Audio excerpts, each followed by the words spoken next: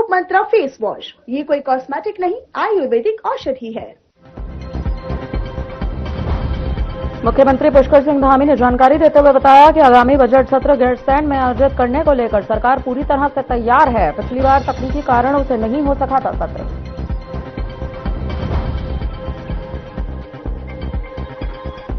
स्वर्गाश्रम के गीता भवन में कल्याण पत्रिका के शताब्दी महोत्सव में पहुंचे गृह मंत्री अमित शाह। शताब्दी व आरोग्य अंक का किया विमोचन। सीएम बोले, आत्मनिर्भर राष्ट्र की दिशा में निरंतर काम कर रही केंद्र सरकार।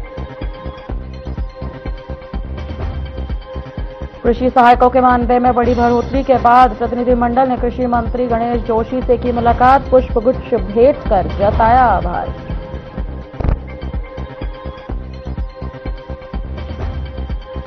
उत्तराखंड विधानसभा बजट सत्र की तैयारी तेज। अध्यक्ष ऋतु भूषण खंडूरी ने बताया, गैरसैंण के भराड़ीसैंण में सत्र आयोजित करने की तैयारी हुई पूरी।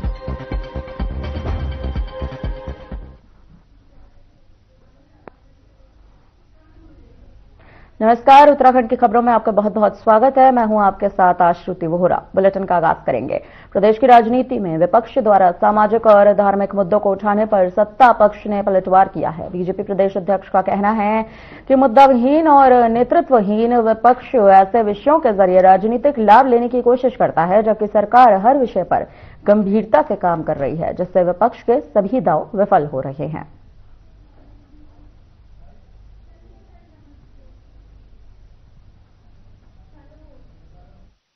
मैंने व्हाट्सएप कर दिया आपको। देखिए, मैं इस बात को पहले दिन से ही कह रहा हूं कि जब कोई राजनीतिक दल मुद्दा विहीन हो जाता है, नेतृत्व विहीन हो जाता है, तो समाज के ऐसे विषयों को उठाता है, उसका राजनीतिक लाभ लेने की कोशिश करता है।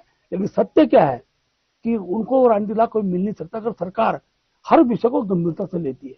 हर विषय पर पुष्कर धामी जी की सरकार निर्णय को गंभीरता से ले रही है, और जब भी निर्णय होते हैं तो फिर मुंह की खाते हैं, धराशायी हो जाते हैं। वो मैंने व्हाट्सएप कर दिया आपको।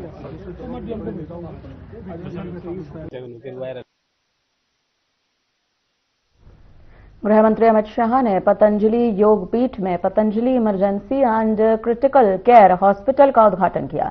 इस दौरान गृह मंत्री अमित शाह ने emergency and critical care hospital का निरीक्षण भी किया। इस अवसर पर योग गुरु स्वामी रामदेव, आचार्य बालकृष्ण, मुख्यमंत्री पुष्कर सिंह धामी, सांसद त्रिवेंद्र सिंह रावत, शिक्षा मंत्री धन सिंह रावत आदि मौजूद रहे। इसके बाद गृह मंत्री अमित शाह अखिल विश्व गायत्री परिवार की ओर से आयोजित शताब्दी समारोह स्थल बैरागी कैंप पहुंचे। माता भगवती देवी शर्मा और पंडित श्री राम शर्मा आचार्य को पुष्पांजलि दी गई और दीप प्रज्वलित कर कार्यक्रम की शुरुआत की गई।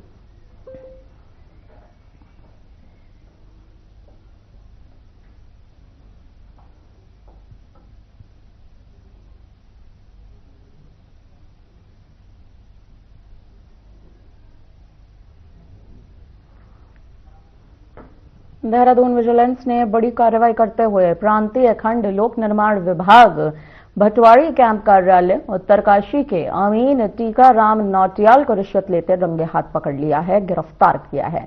तो वहीं शिकायतकर्ता ने बताया कि सड़क निर्माण के लिए कटान हुई भूमि के मुआवजे के एवज में आरोपी ने 10,000 की रिश्वत मांगी। विजिलेंस की टीम ने इस कार्रवाई को अंजाम दिया।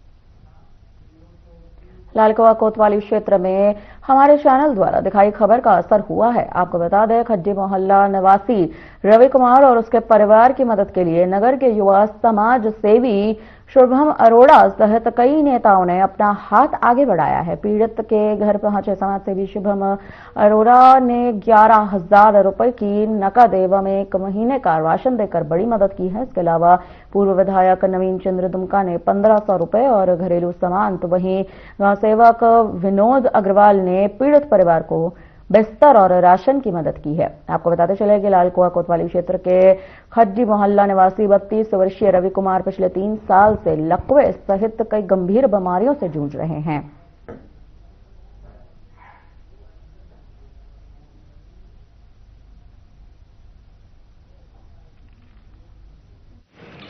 अरे मैंने लाल मुझे कल जो मुकेश भाई आपके द्वारा ही रात को सूचना दी गई और एक गरीब परिवार है, एक माँ का दर्द है जो आपने मुझे भेजा, वीडियो भेजा, तो मुझे रात भर नींद नहीं आई और मैंने सोचा मैं सुबह आऊँगा, जितना हो सकेगा मदद करूँगा, प्रयास करूँगा। मैं तो सिर्फ एक मार्फत हूँ, बाकी सब कराने वाला भगवान है, भोले बाबा हैं, लक्ष्मी माता हैं, क्योंकि हमें संपन्न बना दिया है तो हमने लोगों के बारे में सोचना चाहिए, मदद करनी चाहिए। और मुझसे मतलब शुरू से ही मेरा ऐसा प्रयास रहा है कि मैं जितना हो सकता है अपने परिवार की ओर से मदद करता हूं और आगे भी प्रयास करूंगा। अपने इष्ट मित्रों से बोलूंगा, अपने दोस्तों से बोलूंगा और समाज से भी बोलूंगा कि ऐसे परिवार की मदद करनी चाहिए। एक माँ के सामने उसका बेटा उठ नहीं पा रहा है, चल नहीं पा रहा है और अपने परिवार की ओर से बस आपको बच्चे के इलाज के लिए है, बाकी जो होगा मैं औरों से भी बोलूंगा, सहयोग करूंगा। रुद्रप्रयाग पुलिस ने गुम हुए मोबाइलों की बरामदगी के लिए विशेष अभियान चलाया और 80 मोबाइल फोन बरामद कर लिए। उनके वास्तविक स्वामियों को भी सौंप दिए गए हैं। इस अभियान के तहत पुलिस ने CIR पोर्टल पर दर्ज 198 शिकायतों में से 108 मोबाइल फोन ट्रेस किए और 75% सफलता दर के साथ 80 फोन बरामद कर लिए। पुलिस अधीक्षक अक्षय प्रहलाद कोंडे ने बताया है कि इस अभियान के लिए 4 निरीक्षकों के नेतृत्व में 12 पुलिस कर्मियों की 4 विशेष टीमें गठित की गई थी। इन टीमों ने राज्य के बाहर और भीतर अथक प्रयास किए और मोबाइलों की बरामदगी भी कर ली गई है।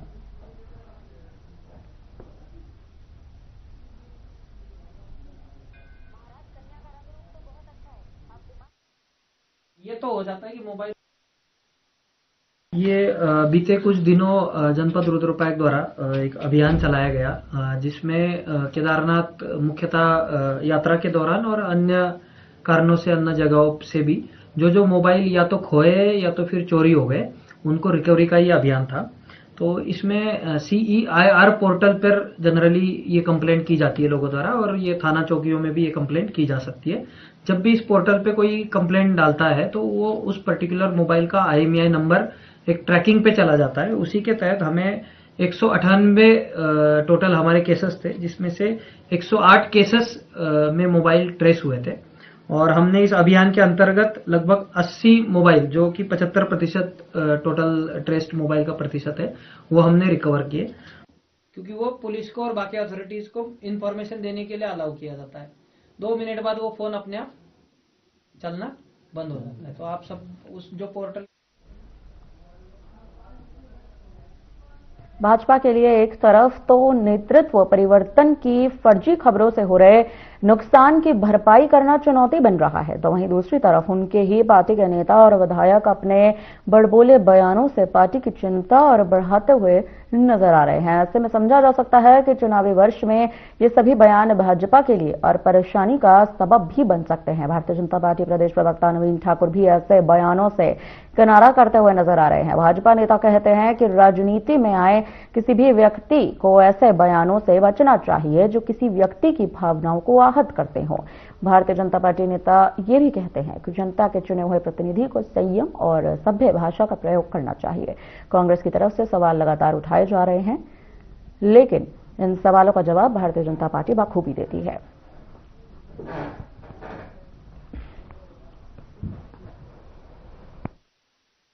100% जो है बड़बोलापन है। भारतीय जनता पार्टी का कोई भी पदाधिकारी इस प्रकार के वक्तव्य का समर्थन नहीं करता और हम सभी से आग्रह करते हैं कि कम से कम जो है बातचीत में शालीनता, अधिकारियों के साथ शालीनता, कार्यकर्ताओं के साथ शालीनता, आम जनता के साथ शालीनता जो है होनी चाहिए और हम इस वक्तव्य का बिल्कुल भी कहीं से कहीं तक समर्थन नहीं करते।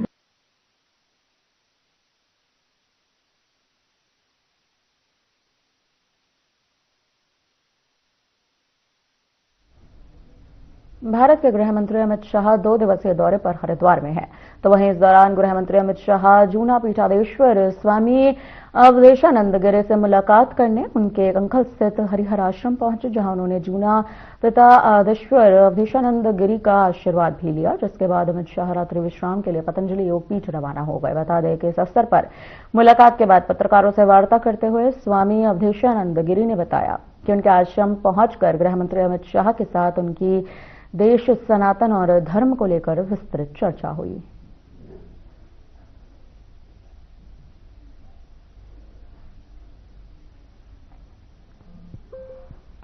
भारत के यशस्वी गृह मंत्री आदरणीय अमित शाह जी हरिहर आश्रम आए और उनसे लोक कल्याणार्थ तो चर्चा हुई, लेकिन राष्ट्रोत्थान के साथ साथ समसामयिक अनेक विषय और उनकी चूंकि आध्यात्मिक अभिरुचियां बड़ी अद्भुत हैं, तो उनसे कुछ आध्यात्मिक विषयों पर भी चर्चा हुई और विशेष तौर पर ये चर्चा हुई कि किस तरह से राष्ट्र में अद्भुत प्रगति हो। जैसे हमने उन्हें धन्यवाद दिया धारा 370 के लिए, हमने उन्हें अति धन्यवाद दिया अभी कि उनके माध्यम से राम मंदिर का निर्माण संभव हो सका है।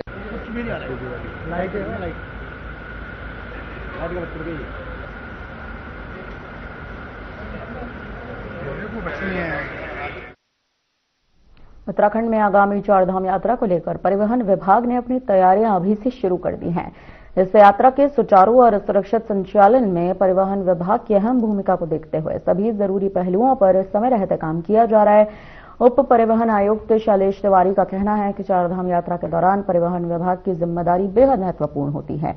इसी को ध्यान में रखते हुए विभाग ने पहले से ही तैयारियां शुरू कर दी हैं। वर्तमान में वाहनों की पर्याप्त उपलब्धता सुनिश्चित करने के साथ साथ नए चेक पोस्टों की व्यवस्था और निगरानी पर विशेष ध्यान दिया जा रहा है। साथ ही उन्होंने ये भी कहा कि यात्रा के दौरान श्रद्धालुओं को किसी प्रकार की असुविधा न हो, इसके लिए परिवहन व्यवस्था को मजबूत किया जा रहा है।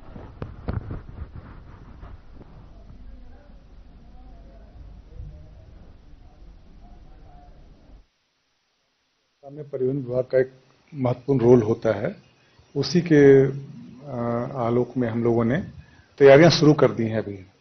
अभी हमारा मेन है कि गाड़ियों की उपलब्धता पर ध्यान दे रहे हैं हम लोग। हमारे यहाँ चेक पोस्टों का स्थापना की जाती है जिसमें गाड़ियों की चेकिंग की जाती है, उनके डॉक्यूमेंट भी चेक किए जाते हैं। उसके अलावा कार्मिकों की व्यवस्था भी हमें इसमें अधिक संख्या में अपने मैन पावर लगाने होते हैं, अपने स्टाफ को लगाना होता है, तो उन सबकी व्यवस्था हम लोग कर रहे हैं। हमारा सॉफ्टवेयर जो है उसको भी अपडेट किया जा रहा है, तो बहुत जल्दी आपको मतलब तैयारी चाक चौबंद हो जाएंगी हमारी।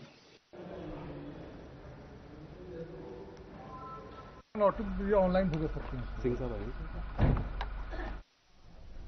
उत्तराखंड हाईकोर्ट ने कथित नकल माफिया हाकम सिंह को जमानत पर रिहा करने का आदेश दे दिया है। यह आदेश न्यायमूर्ति आलोक मेहरा की अदालत में सुनाया गया। हाकम सिंह का सहयोगी पंकज गौड़ को पहले ही 14 जनवरी को न्यायमूर्ति आशीष नैथानी की एकल पीठ ने जमानत दे दी थी। आपको बता दें, हाकम सिंह और पंकज गौड़ को 20 सितंबर को कथित नकल माफिया गिरोह में शामिल होने के आरोप में गिरफ्तार किया गया था। कोर्ट में सुनवाई में उनके स्वास्थ्य और सामाजिक परिस्थितियों को ध्यान में रखते हुए जमानत मंजूर की गई। फिलहाल दोनों आरोपों की जांच के तहत न्यायिक प्रक्रिया का सामना किया जा रहा है।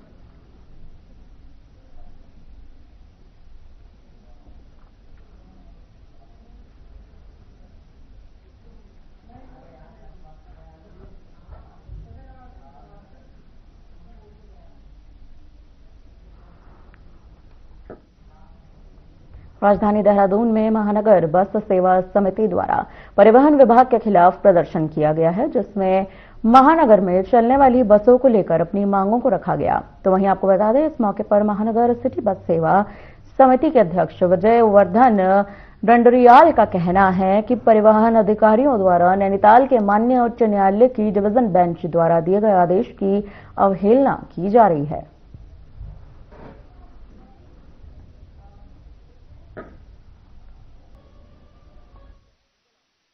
हम लीगल 23 तरीके से काम करते हैं। हमने पहले भी सचिव अपने हाई कोर्ट के माननीय उच्च न्यायालय का कि जो भी आपके टाटा मैजिक में परमिट है उनको एक तो नवीनीकरण नहीं किया जाएगा, और जो पुराने भी आपने परमिट दे रखे हैं उन्हें आगे जो है जब तक फाइनल हियरिंग नहीं हो जाएगी जब तक आप उसका परमिट का नवीनीकरण नहीं करेंगे। लेकिन अभी विभाग द्वारा अभी हफ्ते 10 दिन से ही नए नवीनीकरण किए जा रहे हैं, तो कहीं ना कहीं माननीय न्यायालय के उच्च न्यायालय के आदेश की अवमानना है, और इसको इतना इन्होंने न्यायालय के आदेश का डर नहीं है।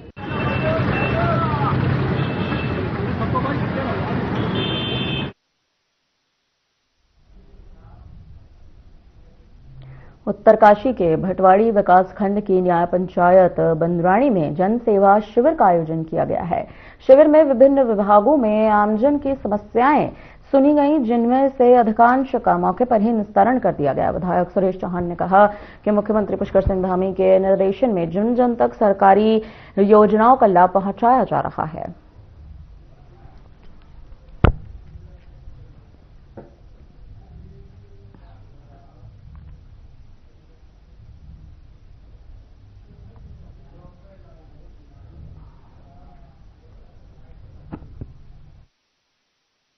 मनोरंजन के द्वार का कार्यक्रम आज बंगाणी न्याय पंचायत पर था। लगभग जो है 40-42 शिकायतें यहाँ पर आई थी, जिसमें लगभग 35 जो है का निस्तारण किया गया। यहाँ पर हमारे एसडीएम भटवाड़ी, खंड विकास अधिकारी भटवाड़ी, हमारी प्रतिनिधि, हमारे तमाम जनप्रतिनिधि यहाँ पर थे और जनता की बहुत सारी शिकायतें होती हैं।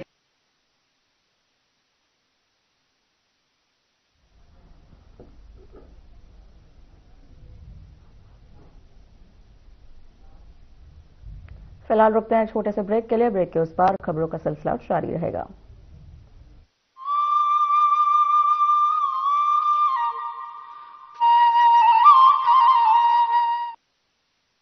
देवों की पावन भूमि है यह भूमि है स्वाभिमान की। देवों की पावन भूमि है यह भूमि है स्वाभिमान की। पुरखों की साझी विरासत की यह भूमि है सम्मान की। बोल रहा है गर्वित होकर इस भूमि का एक एक कण। आगे बढ़ता उत्तराखंड अपना प्यारा उत्तराखंड। आगे बढ़ता उत्तराखंड अपना प्यारा उत्तराखंड।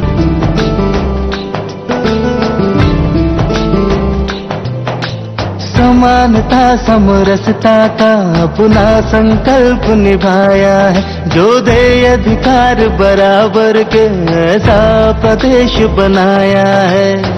आशाओं को पंख लगे हैं अब आसान हुआ जीवन।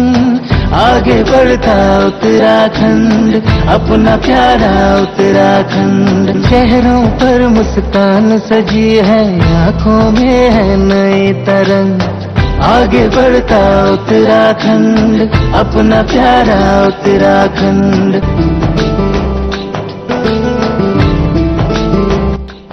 उत्तराखंड राज्य हमारे आंदोलनकारियों की त्याग, तपस्या और बलिदान का ही प्रतिफल है। इसलिए हमारी सरकार उत्तराखंड के बलिदानियों के, आंदोलनकारियों के सपनों को साकार बनाने के लिए बहुत कृत संकल्पित होकर कार्य कर रही है। प्रधानमंत्री नरेंद्र मोदी के मार्गदर्शन और मुख्यमंत्री पुष्कर सिंह धामी के कुशल नेतृत्व में हर क्षेत्र में आगे बढ़ रहा है अपना उत्तराखंड। दूर कहीं पहाड़ के सुदूर रास्तों तक संवर रहा है अपना उत्तराखंड। कुछ लोग खाते पीते तो बहुत बढ़िया हैं, पर फिर भी उनकी सेहत नहीं बनती। पिचके हुए गाल हैं, हड्डियां निकली हुई हैं, पैंटें ढीली हैं, कपड़े जचते नहीं, कोई पर्सनैलिटी नहीं।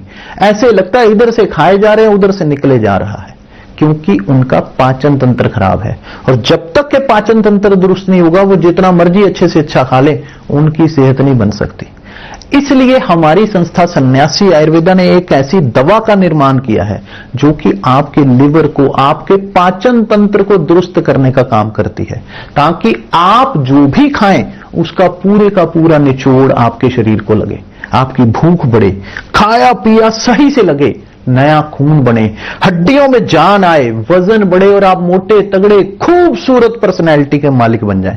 सिर्फ 655 रुपए की पूरे 1 महीने की दवा होती है और आप इसे घर बैठे 01145454545 पर फोन करके दवा मंगवा सकते हैं।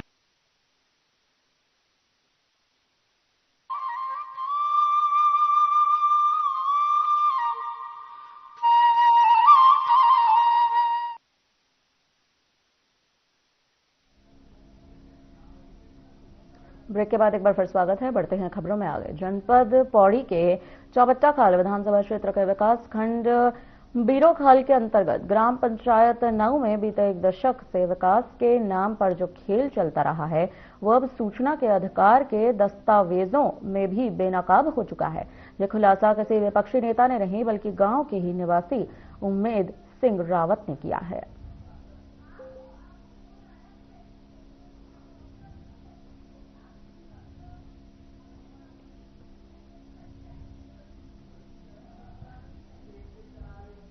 गांव पे बता रहे कि हाँ, वो वही बताएंगे। ये पूरा मामला है कि ये बोले कि काम नहीं कर रखा है। काम हमने सभी का कर रखा है। दिहाड़ी दे रखी है सभी की, किसी के पैसे नहीं मार रखे, सभी को शौचालय दिला रखा है और गांव में आके सबको पूछ लेंगे किसको पैसे मिले नहीं मिले, सभी को मिल रखे। यही है कि ये प्रधान बन गए, बस इनका यही दिमाग है, बाकी कुछ नहीं है। फर्जी बिल कुछ नहीं है, तो बोल रहे कि फर्जी बिल ले रखे, ऐसा कुछ नहीं है। काम करवा रखा है, दिहाड़ी के पैसे दे रखे हैं, किसी का पैसा नहीं मार रखा है, सभी शौचालय सभी को दिला रखे हैं, सभी के पैसे आ रखे हैं। आप गाँव में आओ, खुद पूछ लो सभी को। ये मामला कुल मिला के जो है ये उमेश सिंह जिनके द्वारा जो लगाया गया है, ये सिर्फ चुनावी स्टैंड था वहाँ पे, क्योंकि इनका जो पक्ष विपक्ष था उस टाइम चुनाव के कारण, उसके चक्कर में इन्होंने हमसे छोटी मोटी चीजें की और व्हाट्सएप पटल पे चुनाव से पहले मेरे को धमकाया भी कि आप इस बार चुनाव में प्रतिभाग नहीं करोगे, उमेश सिंह के द्वारा। और उस अब हमारे गाँव के ग्रुप है, उस ग्रुप में भी और मेरे पर्सनल मोबाइल नंबर पे भी। फिर मैंने कहा यार ऐसा कोई बात नहीं है, तो बोलते रहते, छोटी मोटी चीजें हैं, बोलते रहते हैं। उसके बाद इन्होंने क्या किया कि गांव में दूसरे कैंडिडेट को खड़ा किया। मैंने कहा ऐसा करो कि ग्राम सभा से किसी को भी उठा सकते हो आप। ये जांच टीम जो पौड़ी से पधारी हुई है, इसमें बोठियाल जी हैं और खाद्य पूर्ति निरीक्षक बीनो खाल भी है। तो उमेश सिंह जी द्वारा जो आरोप लगाए थे वो पूरे निराधार हैं और हमारे जो बिल लगाए गए थे वो पूरे जीएसटी पेड है, वो गलत है, सब गलत बताया गया इसमें।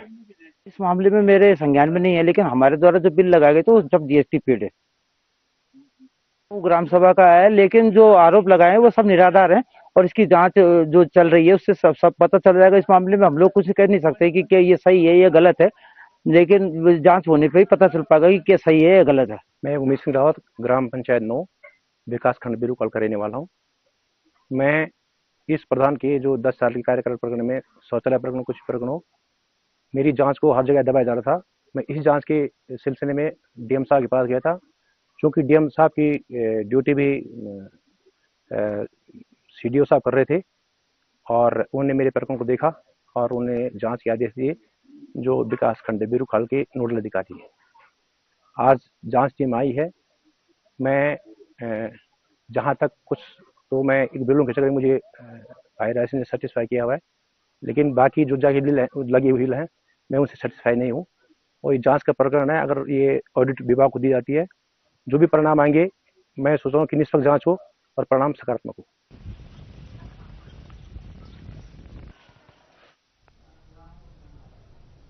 नगर निगम हल्द्वानी में कूड़ा उठाने वाली गाड़ियों को बाहरी व्यक्ति को ठेका पर दिए जाने के फैसले के खिलाफ निगम कर्मचारियों का विरोध आखिरकार तेज हो चुका है। आपको बता दें, कर्मचारियों ने इस फैसले को निगम हित और कर्मचारियों के अधिकारों के खिलाफ बताते हुए 3 दिवसीय धरना शुरू कर दिया। नगर निगम परिसर में धरने पर बैठे कर्मचारियों का कहना है कि कूड़ा गाड़ियों का संचालन लंबे समय से निगम के माध्यम से किया जा रहा है, जिससे कर्मचारियों को रोजगार के साथ साथ शहर की स्वच्छता व्यवस्था भी सुचारू रूप से लगातार चल रही है। ऐसे में गाड़ियों को ठेके पर देने से न सिर्फ कर्मचारियों का भविष्य खतरे में पड़ेगा, बल्कि ठेकेदार प्रथा के चलते काम की गुणवत्ता भी प्रभावित हो सकती है। कर्मचारियों ने नगर निगम प्रशासन से मांग की है कि कूड़ा गाड़ियों को ठेके पर न दिया जाए और पूर्व की व्यवस्था को ही जारी रखा जाए। 15,000 रुपये वेतन मिलती है, जिससे कोई भारी व्यक्ति है, यहाँ पे कुछ गाड़ियां अभी 26 जनवरी को ठेके में चलाने की इनकी प्रक्रिया चल रही है और हमने ये भी सुना है कि ठेका हो चुका है इनका। हम उसका विरोध कर रहे हैं। हम ये चाहते हैं नगर निगम की तरफ से ये रखे जाएं और हमारे लिए नगर निगम में जैसे हमारे और लोग चल रहे हैं उनको वैसी जगह दी जाए, और अगर ये नहीं मानते हैं तो इसके लिए हम संगठन जो हमारी आगे की कार्रवाई तय करेगा उसके लिए हम बाध्य होंगे। मामला इस प्रकार से है जी, हमेशा की भांति जिस प्रकार से ठेका प्रथा के खिलाफ आंदोलन करते आए हैं, ठेका प्रथा नहीं होनी चाहिए, ठेका प्रथा बंद करनी चाहिए, उससे हमारे समाज का शोषण हो रहा है, हमारे समाज के बच्चों को रोजगार नहीं मिल पा रहा है। इसी को देखते हुए अभी नगर निगम में कुछ नए वाहन आए हैं, उनका भी ये लोग ठेके में दे रहे हैं, जो कि ठेका गाड़ी हमारी निगम की, सब कुछ हमारा, और ठेका दे रहे किसी बाहर वाले को। आप ये बताइए, सीधी भर्ती क्यों नहीं कर रहे हैं?